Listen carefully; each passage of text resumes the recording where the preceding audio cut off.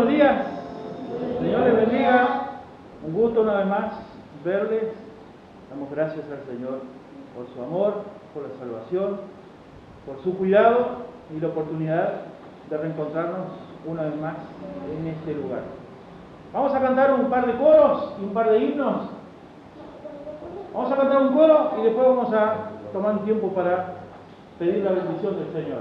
El primero de los coros, bien conocido, Lámpara. El número 16. Lámpara, tu palabra es.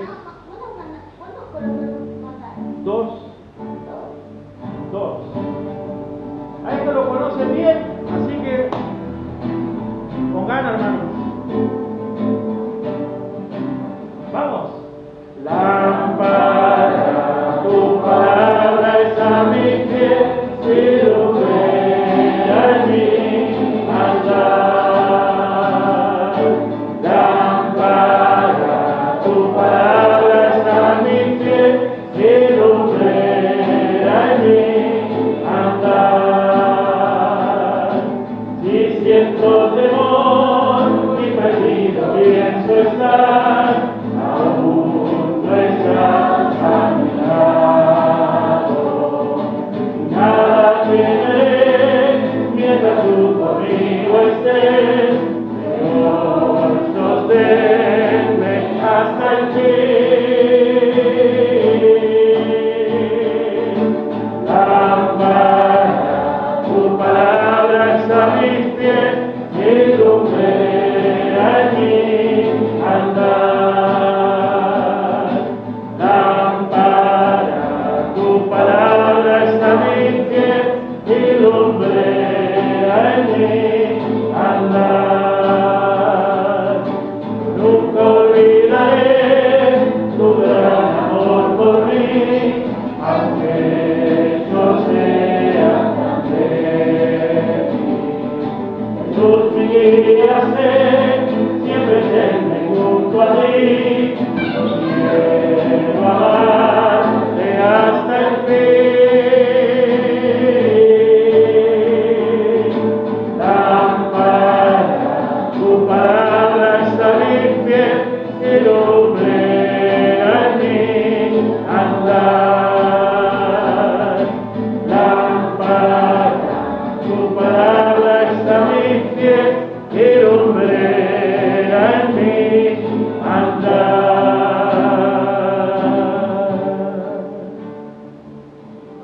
Muy bien, hermano Carlos, ¿serías tan amable, por favor, de pedir la bendición de esta reunión?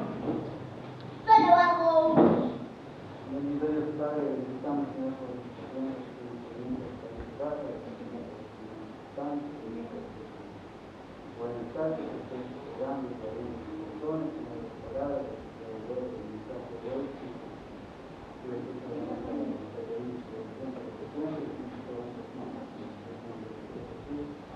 Amén. Buenos días. Bien, vamos a cantar un coro más. Uno más y después vamos a pasar a los himnos. 48 muestra a Cristo. Muestra a Cristo.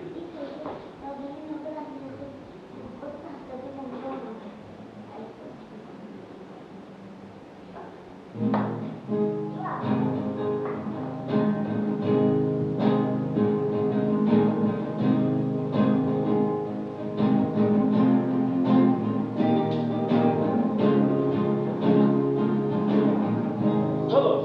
Prepara Dios mi corazón para recibir con ventura suelo en mí. Ayúdame a creer. Tu palabra sea en mí.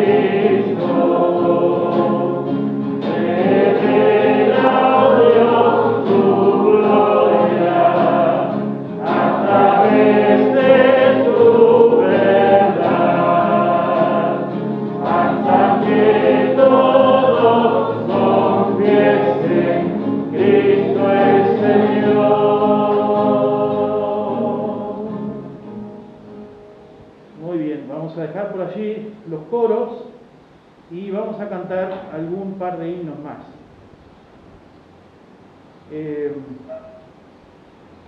Gracias, hermano Valentín, por la guitarra. El primero de los himnos que vamos a entonar es el 165, Jesús, la luz del mundo.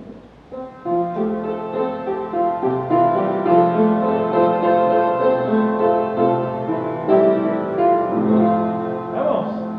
Mundo perdido en pecados de Dios, Jesús es la luz del mundo. En las tinieblas la gloria brilló, Jesús es la luz del mundo. Venga la luz, no debe perder, gozo perfecto al amanecer. Yo ciego fui, mas ya puedo ver, Jesús es la luz del mundo. La noche se cambia en día con él, Jesús es la luz del mundo.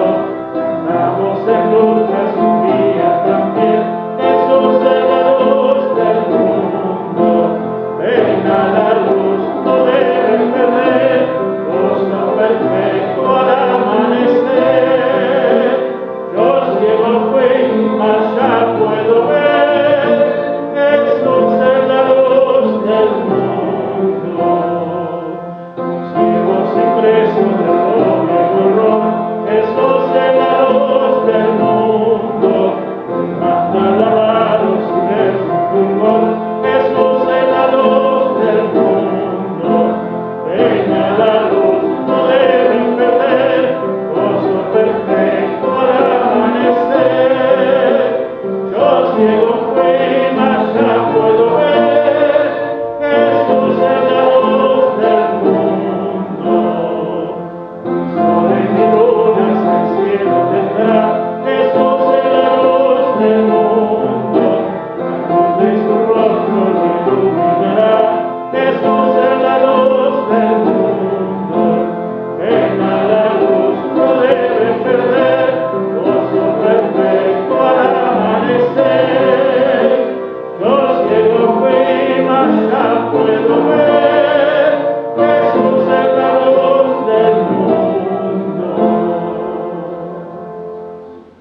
Muy bien, 4 estrofas ahí. Muy bien, ¿les queda aire todavía o no? Si les queda, vamos a cantar uno más. El siguiente himno es el 340. Y para no ser menos, también vamos a cantar 4 estrofas. ¿Ah? Salvador, a ti me entrego. A ver, ¿quién lo conoce? Levante la mano. Ah, eso es, muy bien. Entonces, en ustedes espero, Vamos. Salvador, a ti me entrego, yo obedezco solo a ti. Mi guiador, mi fortaleza, todo encuentra ya en ti. Yo me entrego a ti, yo me entrego a ti. Mi flaqueza y pecados, todo traigo a ti. Te confiesa mi delito, mi contrito corazón. Oye Cristo mi plegaria, yo suplico tu perdón. Yo me entrego a ti, yo me entrego a ti. Mi flaqueza sin pecados, todo traigo a ti. A tu pies yo me deposito, por entero hoy mi ser. Que tu espíritu me llene y me llene. Yo me entrego a ti, yo me entrego a ti. Mi flaqueza sin pecados,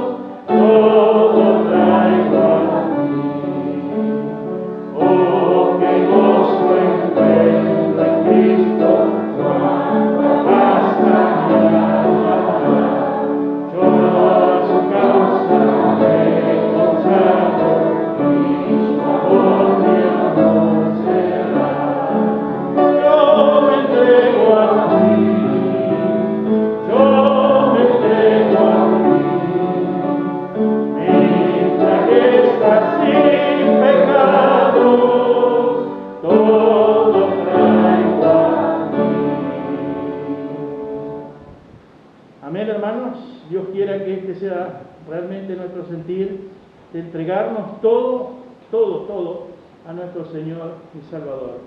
Nuestras luchas, nuestras flaquezas, nuestras rebeliones presentadas, nada más ni nada menos que ante nuestro Señor y Salvador. Él sabe mejor, hermanos, qué hacer. Así que confiemos en nuestro Señor y Salvador. Bien, los niños, ya casi todos se fueron. ¿Los corrimos con la música? Sí, no, pero este niño va a ayudar. Bien, y mientras eso, hermanos, usted ya puede tomar su Biblia y vamos a darle paso a nuestro hermano Diego, quien traerá hoy el estudio de la palabra del Señor. Hermano Diego, si es tan amable.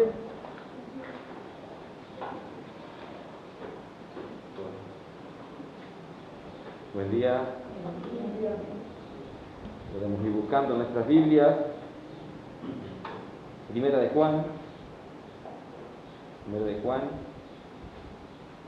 capítulo 2, y vamos a estar leyendo el versículo 1 y el versículo 2, si bien vamos a estar centrándonos solamente en el versículo 1, y vamos a tocar muy por arriba el versículo 2. Vamos a orar. Amado Señor, reconocemos nuestras debilidades, Señor, nuestras flaquezas, Señor, y reconocemos, Señor, que también dependemos solamente de Ti para poder entender de Tu palabra, Señor. Te pedimos que Tú te reveles, Señor, que reveles Tu gloria como cantábamos, Señor, a través de Tu verdad, Señor, que te reveles por medio de Tu palabra, Señor, que seas Tú el que esté hablando, Señor, y que estés poniendo sabiduría en nuestro corazón, en nuestra mente, Señor, entendimiento y también valentía, Señor, para poder poner por obra lo que Tú quieres enseñarnos. Te lo pedimos en el nombre de Jesús. Amén. Dice, 1 Juan 2, versículos 1 y 2, dice: hijitos míos, estas cosas os escribo para que no pequéis, y si alguno hubiere pecado, abogado tenemos para con el Padre, a Jesucristo el justo. Y Él es la propiciación por nuestros pecados, y no solamente por los nuestros, sino también por los de todo el mundo. Bien, como les decía, vamos a centrarnos más en el versículo 1, porque el versículo 2, si bien voy a hacer una mención del versículo 2, lo voy a tratar, si Dios quiere, la próxima vez que me toque predicar, y voy a tratar una doctrina muy controversial, de las más controversiales tal vez, como la expiación limitada, para entender por qué hago un exégesis, como voy a hacer, de ese versículo. Entonces, el apóstol Juan, en estos versículos, da palabras de consuelo al creyente. Después de ser dura la verdad que venimos tratando, la que leíamos y estudiábamos en el capítulo 1, ahora sigue escribiendo estas verdades duras, trae consuelo, esperanza y confianza en Dios, no en nosotros, en Dios. ¿Sí? Pero el inconverso, con estas palabras, el inconverso queda en una posición difícil frente a esta realidad, a esta verdad, ya que lo que da esperanza al creyente, lo que nombra en este versículo, y da esperanza al creyente, el inconverso no lo tiene. Aquel que no tiene a Cristo no tiene lo que da esperanza. En el capítulo 1, Juan habla de quién es Dios. ¿Sí? Porque así empieza el Evangelio. ¿Quién es Dios? Así empieza la palabra de Dios. En el principio Dios. Todo empieza por Dios porque todo trata de Él y nada de nosotros. Pero habla de nosotros también. ¿Sí? Empieza hablando de Dios, que Él es luz, Él es fiel, que Dios es justo, ¿sí? Pero también habla algo sobre nosotros, sobre el hombre, de la condición, de nuestra condición y nuestra relación con el pecado. Vayan un poquito para atrás en el versículo 1, en el capítulo 1, en el versículo 6, Juan escribe: Dios es luz y no hay ninguna tinieblas en Él. Este es quien es Dios. Dios es luz, y la relación con el pecado y Dios, ¿cuál es? No hay ninguna. Cero. En cambio del hombre, ¿qué es lo que dice? En el versículo 8 y en el versículo 10 dice: si decimos que no tenemos pecado, si alguno dice que no tiene pecado, nos engañamos a nosotros mismos y la verdad no está en nosotros. Esa es nuestra condición. No podemos decir que no tenemos pecado, que no hay tinieblas en nosotros. En el versículo 10 repite: si decimos que no hemos pecado, le hacemos a Él mentiroso. Esto es más grave, estamos diciendo Dios es mentiroso, porque Dios dice que somos pecadores. Le hacemos a Él mentiroso y su palabra no está en nosotros. Esta realidad es la que lleva al verdadero creyente al arrepentimiento, reconocer que somos pecadores. ¿Sí? Es contemplar su grandeza, la grandeza de Dios, contemplar su santidad, su fidelidad, su justicia, su ira y su amor. ¿Sí? Y ver la bajeza del hombre, nuestra bajeza, por nuestra condición pecaminosa, nos debe llevar a arrepentirnos de nuestros pecados, porque pecamos ¿contra quién? Contra Dios, el sublime, el santo, santo, santo. Muchas veces se puede confundir el arrepentimiento verdadero con aquel arrepentimiento egoísta que nos lleva a seguir a Dios y pedirle perdón a Dios solamente por las consecuencias que merecen nuestro pecado, que es el castigo eterno. Ojo, no estoy minimizando con esto las consecuencias de nuestros pecados, porque es verdad, va a haber una eternidad en el infierno para aquellos que no tengan a Cristo en su corazón, que Cristo no haya pagado los pecados por Él. ¿Sí? Pero no solo eso es lo que nos debe llevar al arrepentimiento, pero sí debemos temer a este castigo eterno. Si no, fíjense en Mateo 10:28 lo que dice, no temáis a los que matan el cuerpo, mas el alma no puede matar, temed más bien a aquel que puede destruir el alma y el cuerpo en el infierno. O sea que es algo a lo que sí debemos temer. En Hebreos 10:31 dice, horrenda cosa es caer en manos de Dios vivo. El verdadero arrepentimiento, si bien no quito el arrepentimiento también y el temor que debemos tener por el castigo eterno, pero el verdadero arrepentimiento es por convicción de que hemos pecado contra nuestro Dios, contra nuestro Creador, ¿sí? Aquel que merece toda honra y gloria, y que al pecar le estamos ofendiendo, estamos poniendo nuestro puño y desafiando a nuestro Dios Creador y robándole la gloria que Él se merece. Eso hacemos cuando le pecamos. Es por esto, ¿sí?, que esta verdad, nuestra condición de pecadores, que constantemente debemos confesar nuestros pecados. Fíjense que 1 Juan 1:9 dice, si confesamos nuestros pecados, Él es fiel y justo para perdonar nuestros pecados y limpiarnos de toda maldad. Si confesamos, si reconocemos, si homologamos, ¿se acuerdan que confesamos era homologueo? Si homologamos nuestros pecados, si decimos que nuestra condición es la misma que dice Dios en su palabra, Dios es fiel y justo para perdonar nuestros pecados y limpiarnos de toda maldad. Pero este perdonar y limpiarnos de toda maldad no es para todos. No es para todos. Es solamente para aquellos que confiesan sus pecados, o sea, que se reconocen pecadores. Para aquellos que por su gracia, por la gracia de Dios, hemos entendido nuestra condición y fuimos movidos a arrepentimiento. Según de Corintios 7:9, ya lo hemos leído estos versículos, dice, ahora me gozo, no porque hayáis sido contristados, sino porque fuisteis contristados para arrepentimiento, porque habéis sido contristados según Dios, para que ninguna pérdida padeciese por nuestra parte. Porque la tristeza que es según Dios produce arrepentimiento, ¿para qué? Para salvación, de que no hay que arrepentirse, pero la tristeza del mundo produce muerte. Esta promesa de que Él es fiel y justo y nos limpia de pecados para aquellos que por la gracia y porque hemos sido movidos por el Espíritu Santo y convencidos por el Espíritu Santo de que somos pecadores. Cuando dice así en Jesús lo dice así en Juan 16:7. Dice Jesús, pero yo os digo la verdad, os conviene que me vaya, porque si no me fuera, el Consolador no vendría a vosotros, mas si me fuere, os lo enviaré. Y cuando Él venga, el Espíritu Santo, el Consolador, el Paracleto, cuando Él venga, convencerá al mundo de pecado, de justicia y de juicio. De pecado por cuanto no creen en mí, de justicia por cuanto voy al Padre y no me veréis más, y de juicio por cuanto el príncipe de este mundo ha sido ya juzgado. ¿Quién es el que convence de pecado? ¿Mi entendimiento? No, el Espíritu Santo. ¿Puede ser mi entendimiento? Bueno, si usted quiere decirlo así, pero estaría yendo en contra de lo que dice la palabra de Dios. ¿Sí? La palabra de Dios dice que es el Espíritu Santo el que te convence de pecado. La cruda realidad es que el creyente está expuesto todo el día al pecado y muchas veces caemos, esa es la realidad. Si bien el pecado no es nuestra norma de vida, ¿sí?, no somos perfectos como Dios exige. El pecado no es nuestra norma de vida, pero no somos perfectos como Dios exige que seamos. Pero Dios dice que es fiel y justo para perdonar nuestros pecados y limpiarnos de toda maldad. Y esto no debe llevarnos a decir, bueno, como Dios me perdona de todo pecado, voy a pecar libremente, total, mis pecados ya son todos perdonados.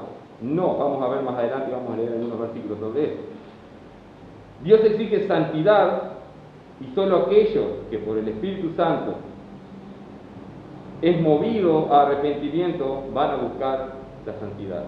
Solo aquellos que son movidos por el Espíritu Santo a arrepentimiento son los que van a buscar la santidad que Dios exige. No estoy hablando de perfección. Por eso es que Juan dice, en 1 Juan 2:1, hijitos míos, estas cosas os escribo para que no pequéis. Y si alguno hubiere pecado, abogado tenemos para con el Padre, a Jesucristo el justo. ¿Sí? Hijitos míos, empieza diciendo en este capítulo, una expresión que Juan usa mucho, 7 veces la usa en esta carta. Hijitos míos, usa este diminutivo probablemente por su edad avanzada. Él ya era un anciano en edad, era el último apóstol vivo, y los llama hijitos míos. También probablemente ha sido porque él era el maestro y estaba hablando a sus discípulos, a sus alumnos. ¿Sí? El pastor era, ¿sí? Pero también es claro que le está escribiendo a hijos en la fe, por lo tanto, hijos de Dios. Lo más importante no es que sean hijos espirituales de Juan, sino que son hijos de Dios. Está escribiendo a creyentes, ¿sí? Estas cosas os escribo, dice Juan, ¿para qué? Para que no pequéis. Uno de los motivos por los cuales Juan escribe esta carta, para que no pequéis, para que busquéis la santidad. Claro que está escribiendo a cristianos, esta exhortación a no pecar solo puede ser hecha a aquellos que por obra del Espíritu Santo están capacitados y ahora por obra del Espíritu Santo pueden no pecar. No se puede exigir no pecar al mundo, porque no están capacitados, porque no tienen el Espíritu Santo. Fíjense en Romanos 8, versículo 11, dice, y si el Espíritu de aquel que levantó de los muertos a Jesús mora en vosotros, hablando de cristianos, ¿no?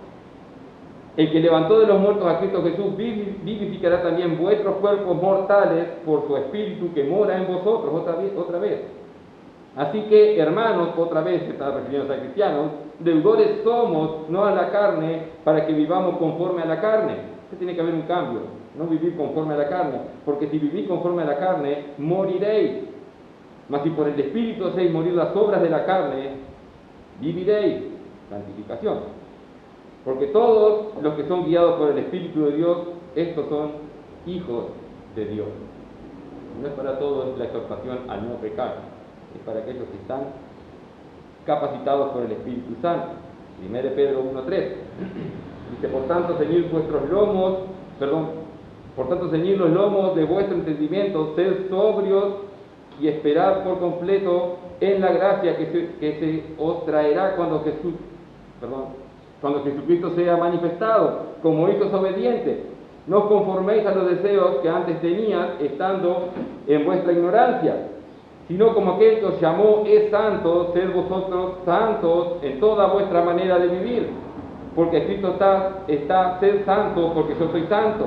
Y si invocáis por Padre, se está diciendo que sos hijos de Dios, y Pablo dice que solo los que están capacitados y guiados por el Espíritu Santo son hijos de Dios. Entonces Pedro dice, y si invocáis por Padre a aquel que sin acepción de personas juzga según la obra de cada uno, conducíos en temor todo el tiempo de vuestra peregrinación.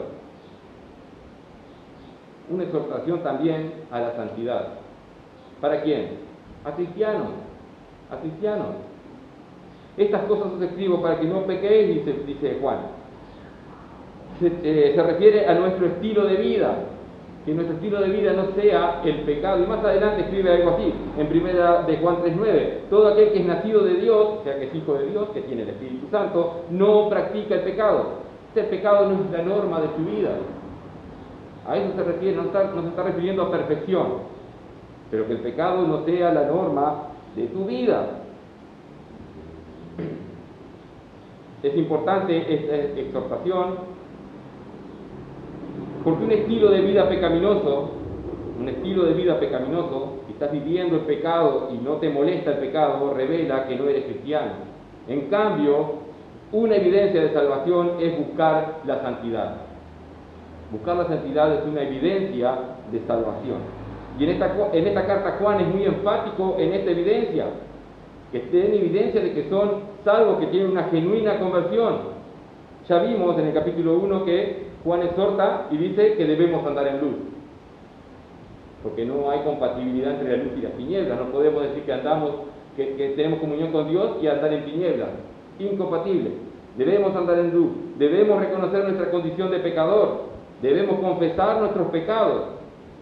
Y más adelante también va a hablar como evidencia de salvación el amor entre hermanos. Esta carta es muy dura y también es muy clara.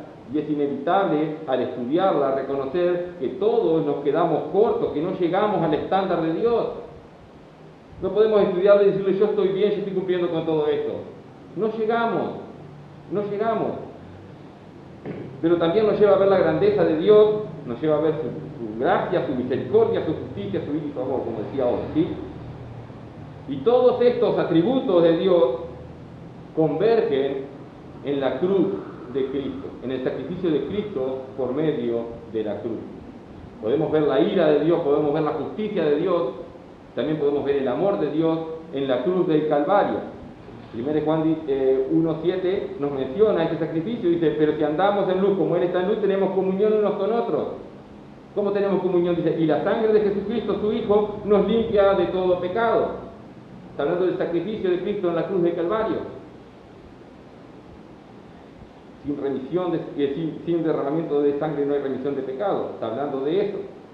En 1 Juan también, 1:9 también lo menciona cuando dice, Él es fiel y justo para perdonar nuestros pecados y limpiarnos de toda maldad. Dios es justo y en su justo juicio, no va a pasar por alto ningún pecado. Todo pecado debe ser pagado, pero Dios en su gracia y en su misericordia provee de un medio, de un camino de salvación para nosotros los imposibilitados. Aquellos tullidos espiritualmente, los Mefiboset espirituales, que estamos imposibilitados de acercarnos a Dios por nuestras propias obras.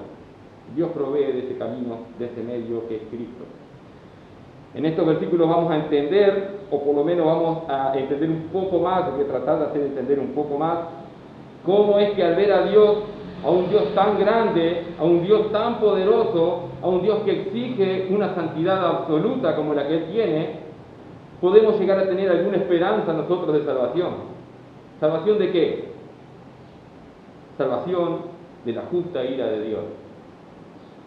Dios ofrece salvación de la justa ira que merecen nuestros pecados. Dios no te está ofreciendo una salvación para sacarte de tu pobreza económica, no te está ofreciendo una salvación para sacarte de tu enfermedad física, que si Él quiere tiene el poder para hacerlo, pero está ofreciendo salvación de la justa ira que merecen tus pecados. Juan escribe para que no pequéis. Y más que nada se acuerdan que está escribiendo contra aquellas enseñanzas que están naciendo, que después van a derivar en lo que es el gnosticismo, que llevaban a los hermanos de la iglesia al engaño. Entonces, para que no pequemos, llevados por el engaño de enseñanzas heréticas, por herejías que están fuera de la palabra de Dios, y siguiendo esas enseñanzas pequemos. Como hacían estos, vamos a llamarlos gnósticos, si bien todavía no están en esa época ya formados como gnósticos, ¿sí? Ellos tomaban con liviandad el pecado, algunos, porque había como dos ramas, tomaban con liviandad el pecado y decían, bueno, el espíritu es bueno, santo y puro, lo material es malo, entonces vamos a pecar y hagamos cualquier abuso de la gracia del Señor, tal como nuestro cuerpo podemos pecar y Dios solamente se quiere relacionar espiritualmente. Romanos 6:1 dice, ¿qué pues diremos? Pablo venía hablando de toda la gracia de Dios y la salvación. ¿Qué pues diremos? ¿Perseveraremos en el pecado para que para que la gracia abunde? Y responde, ¿sí? En ninguna manera. En ninguna manera. No podemos abusar de la gracia de Dios. Un verdadero cristiano no abusa de la gracia de Dios. Si bien nuestros pecados están todos perdonados, no pecamos libremente. Ahora el Espíritu Santo nos contrita a no pecar contra Dios.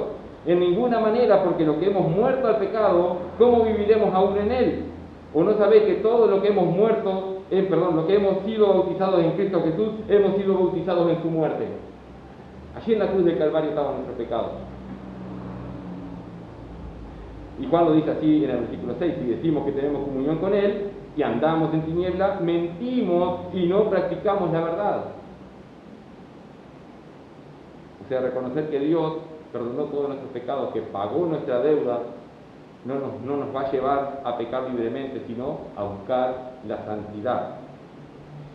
También había otra rama que eran demasiado duros y legalistas, ¿sí? Y para que no caigamos en eso, para que no seamos tan duros y lleguemos a creer que nuestra religiosidad es mayor que la gracia de Dios, que confiemos más en nuestras obras que en la gracia, que confiemos más en nuestro comportamiento y en nuestro cambio de conducta que en el sacrificio de Cristo. Estas dos posturas son las que enseñaban los gnósticos y en las que se derivan en dos grandes ramas del gnosticismo. Y Jesús mismo ataca no a los gnósticos en sí, pero sí a los líderes religiosos de Israel que debían enseñar la ley, pero que ponían cargas duras como las que estaban hablando también estos gnósticos. Dice en Lucas 11:46, dice, y él dijo, hay de vosotros también, intérpretes de la ley, porque cargáis a los hombres con cargas que no pueden llevar, pero vosotros ni aún con un dedo la tocáis. No depende de nuestras obras, pero el Espíritu Santo sí nos capacita a buscar esa santidad.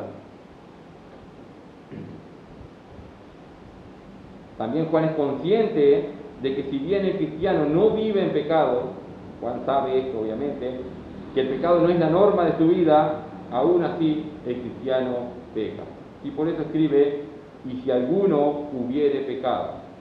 Hamartano es la palabra que usa para pecado, que significa errar el blanco, perderse en el camino o andar errante también significa. Y esta frase condicional que usa, y si alguno hubiese pecado, apunta a la seguridad de que así va a ser. Si vas a pecar, sí apunta a eso. Y si alguno hubiere pecado, y ciertamente vas a pecar, sería una mejor traducción, o una paráfrasis mejor, ¿sí? Apunta más a que si reconoces tu pecado, si te das cuenta que pecaste, habla de eso, y no podemos decir que, bueno, si alguno hubiese pecado, y bueno, yo no estoy dentro de eso porque yo no he pecado, porque en el capítulo anterior, como leíamos hace un rato, él dice que sí hemos pecado. Si decimos que no estamos en ese grupo de los pecadores y decimos que no tenemos pecado, nos engañamos a nosotros mismos. Juan 1.8, Juan 1.10, lleguemos de vuelta, dice, si decimos que no tenemos pecado, le hacemos al mentiroso. Entonces, si alguno hubiese pecado, y ciertamente así va a ser, frente al juicio de Dios, no vamos a poder ocultar ni negar nuestros pecados. Ante Dios no lo vamos a poder ocultar, lo podemos ocultar ante nuestros hermanos, ante nuestros vecinos, ante nuestros compañeros, pero ante Dios no podemos ocultar nuestros pecados. Y esto nos hace merecedor de la justa paga por nuestros pecados. ¿Que cuál es? Porque la paga del pecado, ¿qué es? Muerte. Romanos 6:23. Cuando dice, y si alguno, no se refiere a la humanidad entera, nuevamente. Se refiere a lo que él llama al principio, hijitos míos. Se está hablando a cristianos, se refiere a cristianos.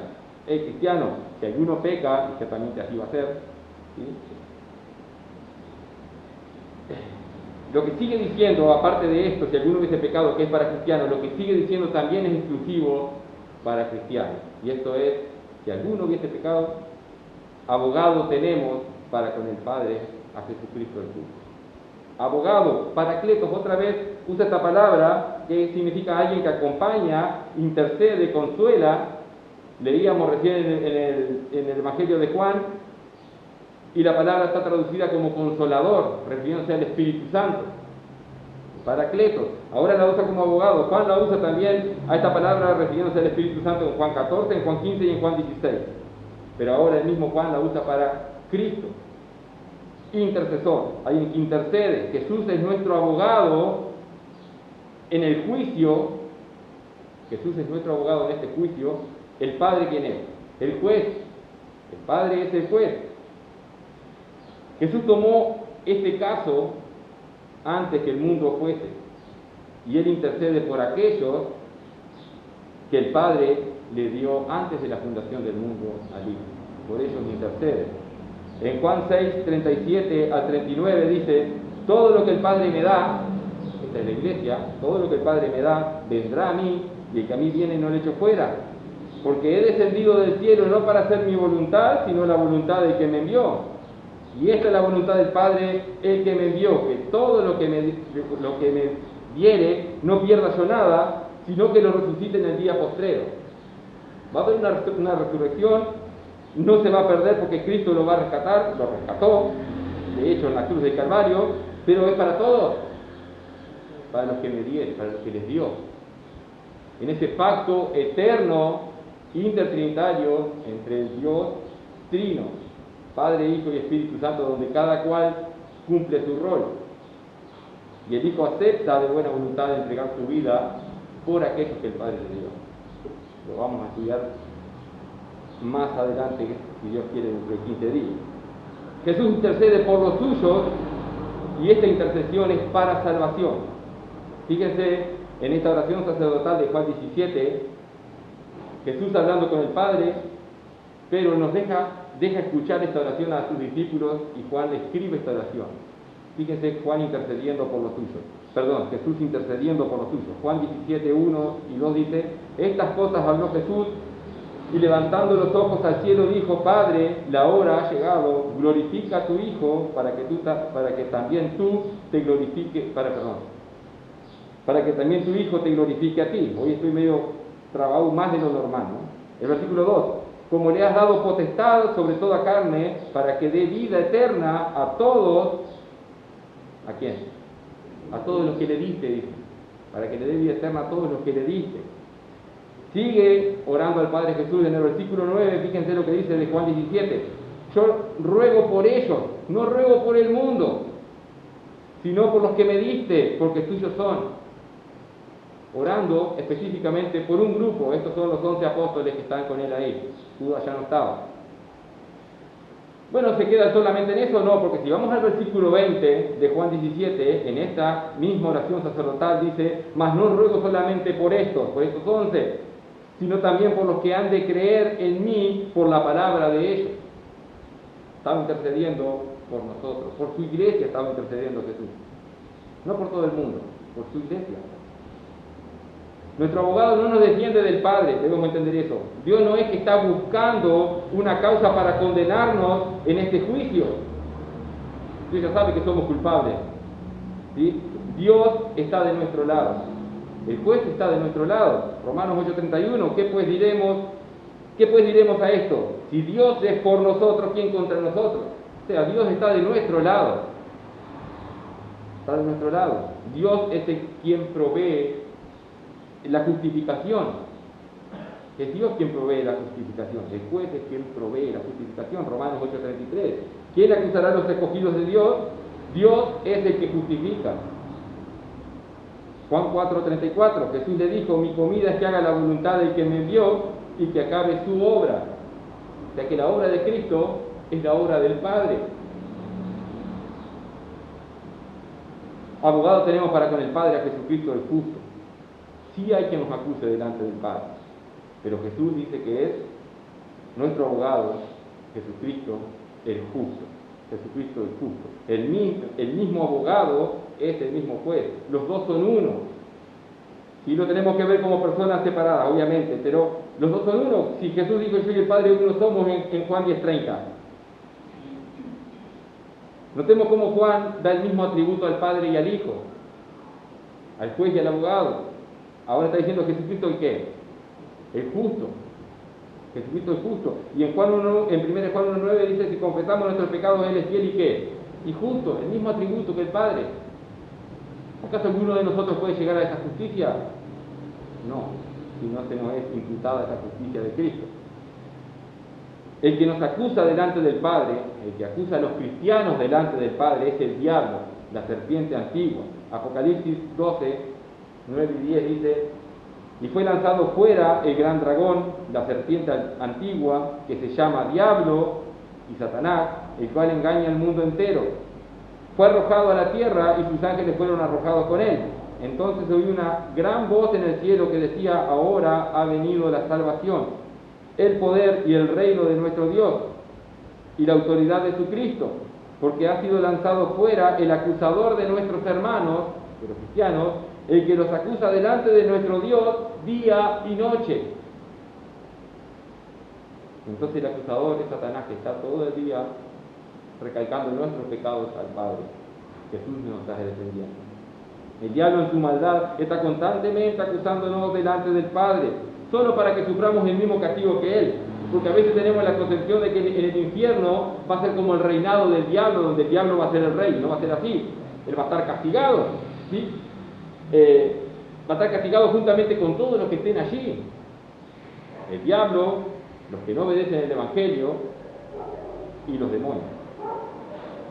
Y serán castigados eternamente por sus pecados, excluidos de la presencia de Dios. Segunda Tesalonicenses 1, 7 al 9 dice: y a vosotros que sois atribulados, daros reposo con nosotros cuando se manifieste el Señor Jesús desde el cielo con los ángeles de su poder y en llama de fuego, para dar retribución a los que no conocieron a Dios. Esta retribución es el castigo eterno. Para dar retribución a los que no conocieron a Dios ni obedecen el Evangelio de nuestro Señor Jesucristo. Por eso es tan importante predicar el verdadero Evangelio. Porque el que no sigue el verdadero Evangelio, el Evangelio de nuestro Señor Jesucristo, va a recibir esta retribución. Por eso que Juan es tan enfático en decir y en luchar contra estos gnósticos. Quiere defender el verdadero Evangelio, ¿sí? El fundamento apostólico. Ni obedecen el Evangelio de nuestro Señor Jesucristo, los cuales sufrirán pena de eterna perdición, excluidos de la presencia del Señor y de la gloria de su poder. Esa es la retribución.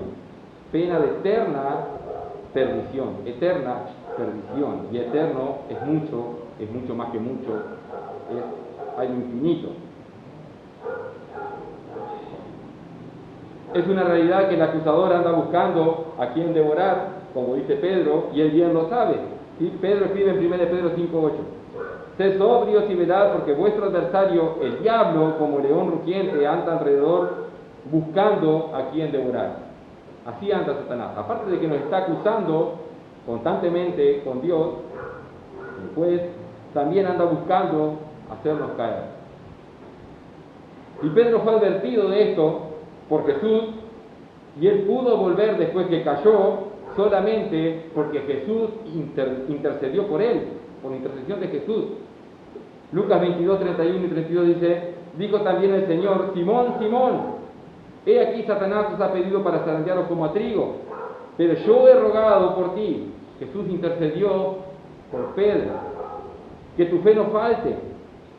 Y tú, una vez vuelto, fíjense, Jesús le está diciendo: vas a caer, que tu fe no, yo intercedí para que tu fe no falte, pero vas a caer. Y negó al Señor Jesús: vas a caer, pero una vez vuelto, y esto es una certeza porque esto es por intercesión de Cristo, una vez vuelto, confirma a tus hermanos. Podemos imaginar en este tribunal al acusador mostrando una lista con nuestros pecados delante del juez. Mire todo lo que hizo Diego acá, le pone la lista, y podemos ver a nuestro abogado, a Cristo, Jesucristo el justo, hacer su defensa. Jesús diciendo: mis defendidos son culpables de todos estos cargos que están en esta lista que entregó aquí Satanás. Y aún más, tienen más pecados que Satanás no ha visto. Pecados que en su mente, que solamente tú y yo sabemos, le dice el juez. Son culpables, ¿sí? Mis defendidos se confiesan culpables, ¿sí? Porque si confesamos nuestros pecados, es el fiel y justo para perdonar nuestros pecados. Los cristianos confesamos nuestros pecados. Entonces, Jesús dice como abogado: mis defendidos se confiesan culpables de esto, ¿sí? Y el justo castigo es la muerte. El justo castigo es la muerte, es recibir la justa ira del tribunal. Así nos defiende Jesús. Son culpables y merecen la muerte eterna, la ira del Padre. Pero también le dice nuestro abogado, o esto estoy imaginando, ¿no? ¿Verdad? Como un cuento que estoy haciendo, ¿no? Pero también esto, dice Jesús, mis defendidos me pertenecen porque yo pagué recibiendo la muerte que ellos merecían. Yo pagué recibiendo la ira que ellos merecían. Ese es nuestro abogado, Jesucristo. El justo, que es muy importante que sea el justo, porque si Él no fuera justo, no tendría justicia para nosotros después. Y el Padre, al escuchar esto del abogado, dice, caso cerrado. Son culpables de todos los cargos que dice acá, pero la condena ya está pagada. Colosenses 2, 13 al 15, dice, y a vosotros, estando muertos en pecados y en la incircuncisión de vuestra carne, os dio vida juntamente con Él, perdonándoos todos los pecados, anulando el acta de los decretos que había contra nosotros, que nos era contraria, quitándola del medio y clavándola en la cruz. Teníamos un acta que nos hacía culpables, merecedores de la muerte, y eso fue quitada de medio clavándola en la cruz, o sea, todo está pagado. Y despojando a los principados y a las potestades, los exhibió públicamente, triunfando sobre ellos en la cruz. O sea, casi terminando con esto, 1 Juan 2.2 dice, hablando de nuestro abogado, Jesucristo el justo, y Él es la propiciación por nuestros pecados. Y no solamente por los nuestros, sino también por los de todo el mundo. Cuando dice, y Él se refiere a nuestro abogado, a Jesucristo el justo. La propiciación es el sacrificio que apacigua la justa ira de Dios. La propiciación es un privilegio ganado en la expiación, es como un beneficio de la expiación. ¿Tá? Por eso es que vamos a estudiar lo que es la expiación limitada. Más adelante vamos a ver lo que significa la propiciación, cómo esto es el antitipo de algo que estaba ya tipificado en el Antiguo Testamento, ¿sí? Lo vamos a ver más adelante si Dios quiere, ¿sí? El abogado, Jesucristo el justo, es quien llevó mis culpas y que me imputa su justicia. 2 Corintios 5:21, al que no conoció pecado, por nosotros lo hizo pecado para que nosotros fuésemos hechos justicia de Dios en él.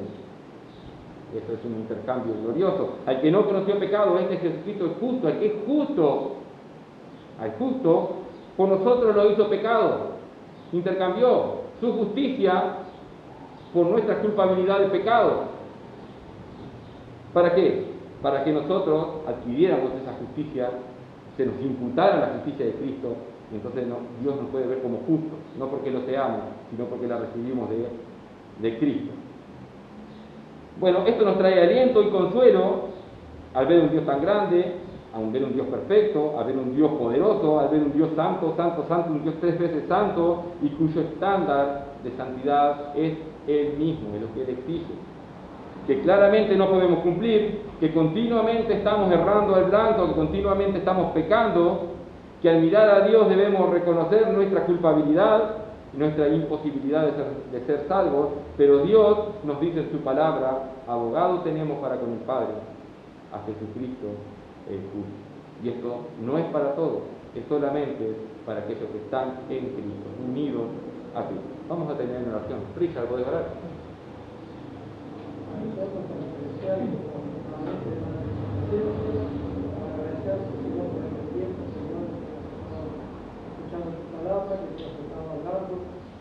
Vidas, Señor, en nuestros corazones, Señor, agradecerte, Señor, por la obra tan grande, Señor, que tú has hecho a favor nuestro. Gracias, Señor, por tu sangre derramada en la cruz del Calvario, por el perdón de nuestros pecados. Gracias por interceder, Señor, con nosotros, Señor, ante el Padre, Señor, gracias por justificarnos, Señor, de nuestros pecados, Señor.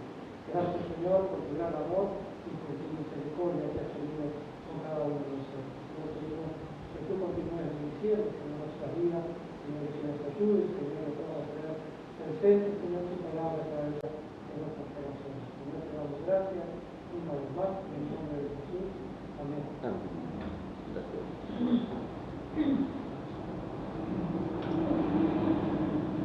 Bien, gloria a Dios por su palabra, hermano. Gloria a Dios por su gran amor. ¿Cuánto para meditar en ella?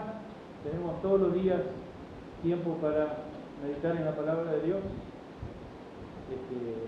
Apartemos un tiempito para eso, de manera individual o como familia, para masticar un poquito más de su palabra y sacarle el mejor de los provechos para nuestra vida. Y que todo lo que hagamos sea para honrarle y glorificarle. Gracias, hermano Diego, por el mensaje del día de hoy. Les animamos, hermanos, a continuar orando unos por otros. Hemos compartido en el grupo un pedido de oración especial con nuestra hermana Virginia, que el martes va a operarse de una hernia a primera hora de la mañana, así que estemos orando por nuestra hermana Virginia y también continuamos orando por algunos motivos que hemos puesto allí también en oración, unos por otros, y queremos animarles a que, si el Señor así lo permite, el próximo domingo podamos reencontrarnos y estar un tiempo más compartiendo de la palabra, de la comunión, de las alabanzas, y que todo vaya fluyendo de a poquito. Hoy algunos hermanos han llegado también, lastimosamente no podemos recibir a todos, algunos hermanos quedaron ahí en lista de espera para el próximo domingo, así que con tiempo, hermanos, confirme si va a venir, así ya le reservamos un lugarcito. Que el Señor les bendiga, hermanos, les cuide, les libre y les guarde, tengan un buen regreso a su hogar y una buena jornada del día de hoy. Están despedidos.